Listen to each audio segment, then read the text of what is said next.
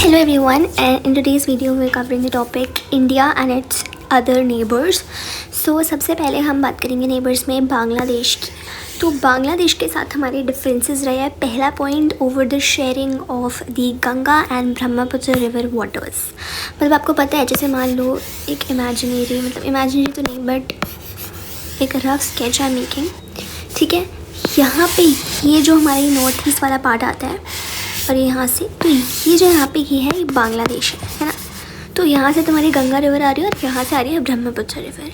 तो हमारे डिफरेंसेस है बांग्लादेश के साथ with the sharing of these river waters, ठीक है। एंड दूसरी चीज़ क्या है कि जो इंडियन गवर्नमेंट है has been unhappy with Bangladesh denial of illegal immigration to India. तो सबसे पहले हम बात कर रहे हैं कि क्या प्रॉब्लम इंडिया को बांग्लादेश से है, फिर हम देखेंगे कि बांग्लादेश को क्या इंडिया से प्रॉब्लम है, और फिर हम एक हैप्पी नोट, एक कोऑपरेशन वाला भी देखेंगे कि इंडिया और बांग्लादेश कैसे कोऑपरेट कर रहे हैं। तो अभी हम देख रहे हैं कि इंडिया को बांग्लादेश से क्या प्रॉब्लम है, ठीक है। तो सबसे पहले तो इंडिया जो है वो अनहैप्पी है। बांग्लादेश ना मना कर देता है कि नहीं, इंडिया में कोई भी इलीगल इमिग्रेशन नहीं हो रहा, तो इसके डिनायल से इंडिया अनहैप्पी है।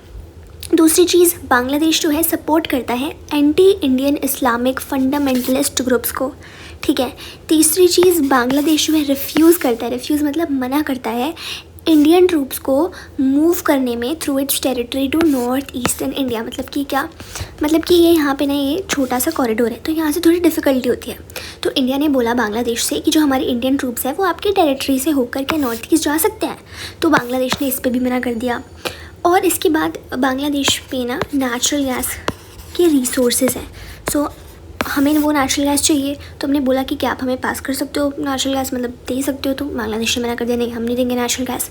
दूसरी चीज़, यहाँ पे ना इस साइड म्यांमार, तो हमने बोला कि अगर आप नहीं दे रहे हो तो हम कोई नहीं, हम म्यांमार से जो है एक्सपोर्ट करा लेंगे, बट वो थोड़ा ना आपकी टेरिटरी से होके जाएगा, तो उसके लिए भी मना कर दिया नहीं। तो यहाँ पे थोड़ी ना प्रॉब्लम्स हमें देखने को मिल रही है। उसका जो डिसीजन है not to export natural gas to India और allow Myanmar to do so through Bangladeshi territory. तो ये कुछ प्रॉब्लम्स हैं जो इंडिया को है। कौन से? Anti Indian Islamic fundamentalist groups, illegal immigration, Indian troops को अलाउ ना करना to move through its territory to north eastern India and export natural gas. Majorly 4, या फिर अगर आप रिवर वाटर को मिला लोगे तो 5, ठीक है, 5 पॉइंट्स हो गए। अब हम देख रहे हैं इस वाले पॉइंट में कि बांग्लादेश को इंडिया से क्या प्रॉब्लम है। तो बांग्लादेश की जो गवर्नमेंट है वो बोलती है कि जो इंडियन गवर्नमेंट है ना वो एक रीजनल बुली की तरह बिहेव करता है over the sharing of river waters. इसमें ना 3 ही पॉइंट्स हैं। सबसे पहला पॉइंट ये हो गया कि जो इंडिया है वो एक रीजनल बुली की तरह बिहेव करता है। किसके लिए? शेयरिंग ऑफ रिवर वाटर्स के लिए। दूसरी चीज़, जो इंडिया है ना वो चित्तागोंग हिल ट्रैक्स में जो रेबेलियन हो रहा है ना वो इंडिया इनकरेज कर रहा है, ये चीज़ बांग्लादेश बोलता है। तीसरी चीज़, trying to extract its natural gas and being unfair in trade. तो ये बांग्लादेश बोल रहा है कि इंडिया जो है ना मेरे नेचुरल गैस को एक्सट्रैक्ट करने का ट्राई कर रहा है और वो अनफेयर हो रहा है ट्रेड में। प्लस इन दोनों कंट्रीज़ की, मतलब इंडिया और बांग्लादेश ने अपनी बाउंड्री डिस्प्यूट को रिजॉल्व नहीं कर पाते for a very long time. तो मेजर इसके 3 पॉइंट्स हैं। अगर आप बाउंड्री डिस्प्यूट को मिला लोगे तो 4 पॉइंट्स इसके में हो जाएंगे। पहला क्या था? Regional bully, sharing of river waters. दूसरा, चित्तागोंग हिल ट्रैक्स में रेबेलियन। तीसरा, एक्सट्रैक्ट नेचुरल रिसोर्सेज और अनफेयर इन ट्रेड, ठीक है। अब यहाँ पे ना मैंने एक फ्लो चार्ट भी बना दिया है विच मतलब इसमें आप मैंने तो पॉइंट्स लिख लिए, बट आप सिर्फ की पॉइंट्स लिख सकते हो इन योर आंसर शीट। जैसे कि शेयरिंग ऑफ रिवर वाटर्स लिख दिया, इलीगल इमिग्रेशन लिख दिया, फिर anti Indian Islamic fundamentalist groups. तो यहाँ तक ये जो पॉइंट है, ये वाले पॉइंट ऊपर तक ये इंडिया को क्या प्रॉब्लम्स है, और यहाँ नीचे वाले पॉइंट्स, ये जो 3 पॉइंट्स हैं ये जो है बांग्लादेश को क्या प्रॉब्लम है। तो चित्तागोंग हिल ट्रैक्स लिख दो, रीजनल बुली लिख दो, बाउंड्री डिस्प्यूट, नेचुरल गैस। तो ये फ्लो चार्ट आप बना सकते हो, और सेम हमने ऐसे कोऑपरेशन के लिए भी बनाया है। तो सबसे पहले हम कोऑपरेशन पढ़ लेते हैं, ठीक है। तो ये जो डिफरेंसेस है, इसके डिफरेंसेस के बावजूद भी इंडिया और बांग्लादेश कोऑपरेट करते हैं काफ़ी सारे इश्यूज़ पे। जैसे कि जो इकोनॉमिक रिलेशंस हैं इन दोनों का वो इम्प्रूव हुआ है considerably in the last 20 years. मतलब कि पिछले 20 सालों में बांग्लादेश और इंडिया का जो इकोनॉमिक रिलेशंस है वो कंसिडरेबली एक अच्छी अमाउंट में इम्प्रूव हुआ है। दूसरा, बांग्लादेश जो है इंडिया की लोकेस्ट, जो कि पहले था लेकिन अभी एक्ट ईस्ट हो गया है सिंस 2014 पॉलिसी में के अंडर आता है। अब इंडिया के एक्ट ईस्ट पॉलिसी के हिसाब से we want to link up with the south east Asia via Myanmar. Okay, the third thing is कि डिज़ास्टर मैनेजमेंट पे और एनवायरमेंटल इश्यूज़ में दोनों स्टेट्स जो है कोऑपरेट करते हैं रेगुलरली। ये किस पे? डिज़ास्टर मैनेजमेंट और एनवायरमेंटल इश्यूज़ पे। प्लस हमने 2015 में कुछ एनक्लेव्स एक्सचेंज करे। अब ये एनक्लेव्स क्या होते हैं? तो बेसिकली मान लो कि ये जो है इंडिया है और ये यहाँ पे बांग्लादेश है, ठीक है। अब क्या हुआ, जब हमारा पार्टीशन हुआ था, कुछ एरियाज़ मतलब ऐसे हैं जो कि बांग्लादेश में को बिलोंग करते हैं। मतलब फॉर एग्ज़ाम्पल ये वाला जो है ये इसमें इंडिया का पार्ट है, ठीक है। यहाँ पे भी ये इंडिया का पार्ट है। बांग्लादेश में ये वाला बांग्लादेश का है, ये वाला बांग्लादेश का है। तो हमने क्या बोला कि आप ना ये मेरा रीजन है, इंडिया बोलता है कि आप इसकी डेवलपमेंट कर लो, मैं आपकी रीजन की डेवलपमेंट करूँगा। बट आप इसमें इतना डिटेल में जाने की ज़रूरत नहीं है। तो I am just giving you a basic idea कि व्हाट आर एनक्लेव्स। तो हमने 2015 में कुछ एनक्लेव्स भी एक्सचेंज करे थे, ठीक है। उसके बाद हमारे एफ़र्ट्स हमें देखने को मिलेंगे कि हम जो है एरियाज़ ऑफ कोऑपरेशन को और ज़्यादा ब्रॉडन कर रहे हैं। कैसे? हम एक तो अपनी एक दूसरे की नीड्स को लेकर सेंसिटिव है और दूसरा हम आइडेंटिफाई कर रहे हैं common threads, right. So finally अभी हमने क्या देख लिया? हमने देख लिया कोऑपरेशन वाले एरियाज़। तो कौन से हैं? इकोनॉमिक रिलेशंस इम्प्रूव हुए हैं।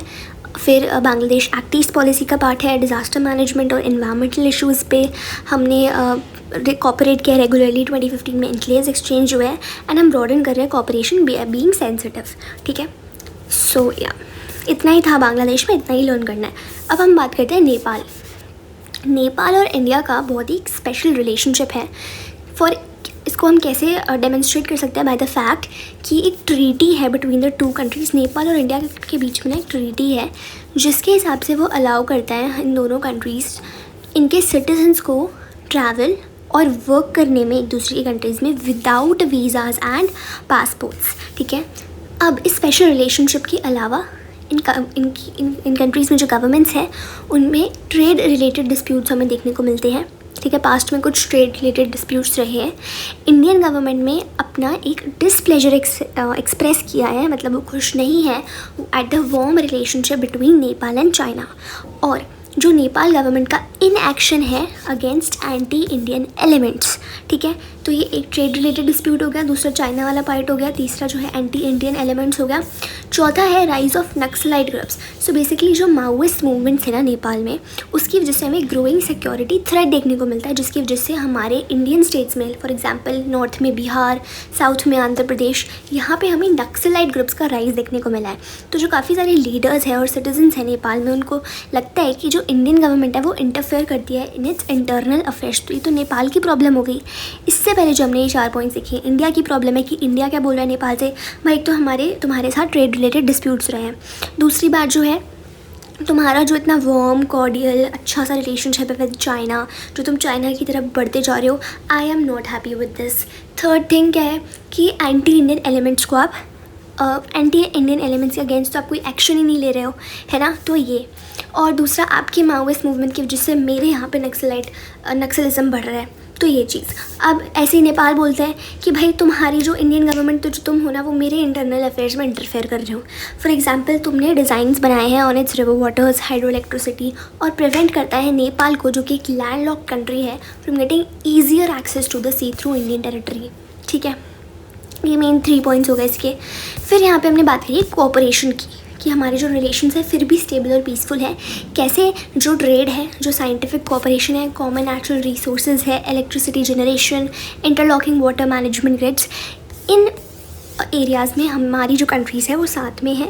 और जो कंसोलिडेशन है, अगर नेपाल में डेमोक्रेसी आती है तो उसकी वजह से इंडिया और नेपाल के रिलेशंस में हमें इम्प्रूवमेंट्स देखने को मिलेंगे, ठीक है। कहाँ पे कोऑपरेशन है, किसने, कौन से एरियाज़ ने इन दोनों कंट्रीज़ को टुगेदर रखा है? Trade, interlocking water management grids, electricity generation, common natural resources और साइंटिफिक कोऑपरेशन।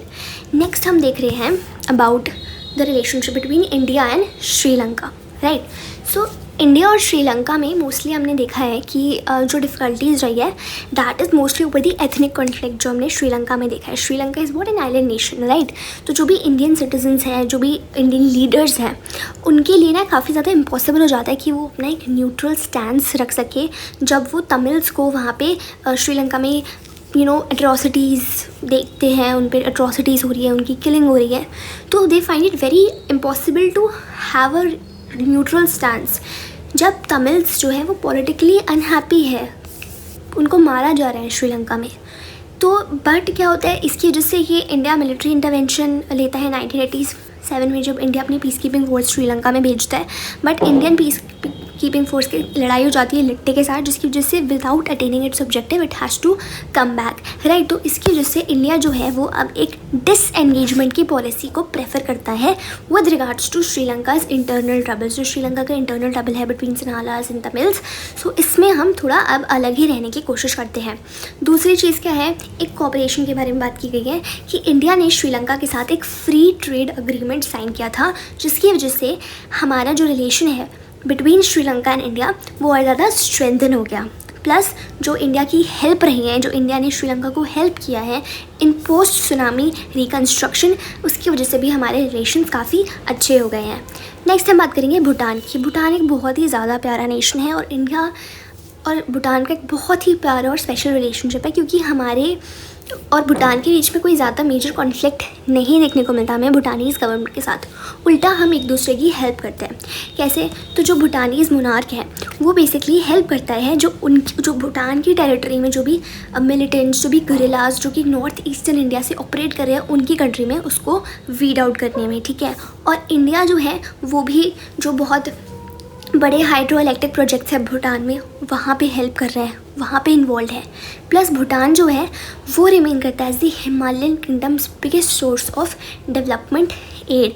मतलब कि भूटान जो है हिमालयन किंगडम है, राइट। तो हमारे लिए भूटान जो है, मतलब भूटान के लिए इंडिया जो है वो एक बिगेस्ट सोर्स है डेवलपमेंट की एड का। मतलब इंडिया जो है भूटान की डेवलपमेंट में हेल्प कर रहा है। बिगेस्ट सोर्स है भूटान की डेवलपमेंट का कौन? इंडिया, ठीक है। इंडिया और क्या है, बिग हाइड्रो इलेक्ट्रिक प्रोजेक्ट्स में इन्वॉल्व है। क्लियर। अब हम नेक्स्ट बात कर रहे हैं मालदीव्स की।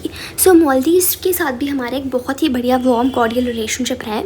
इसमें है कि 1988 में ना, नवंबर 1988 में कुछ तमिल मर्सनरीज़, अब ये मर्सनरीज़ क्या होते हैं, बेसिकली इनको पैसे दिए जाते हैं, ठीक है। और फिर ये दूसरी कंट्री में जाके बेसिकली आप इनको क्या समझ सकते हो, गुंडे टाइप समझ सकते हो।